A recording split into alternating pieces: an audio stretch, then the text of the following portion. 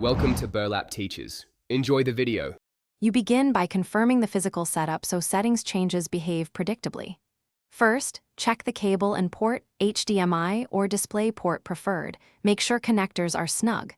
Next, note the monitor's native resolution because matching it gives the sharpest image. Once you have that, open Display Settings. Go to Start, Settings, System, Display. You're ready to change size now. Keep an eye on refresh rate and multiple monitor arrangement before you proceed.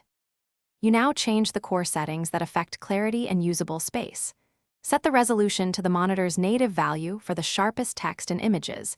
If text is too small, increase scaling instead of lowering resolution. Once done, adjust refresh rate to match the monitor. Higher rates feel smoother. If using multiple displays, align them in the layout view so the mouse moves predictably.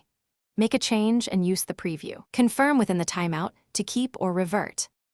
You finish by refining and protecting the changes.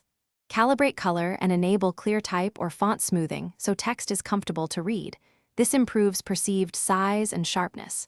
If options are missing, update your graphics driver or open the GPU control panel to force preferred resolutions. Make sure to save settings, then restart if scaling behaves oddly. If something goes wrong, revert to the previous setting, try a different cable or port, and then retry the adjustment. Thanks for watching. Consider subscribing if this video helped you.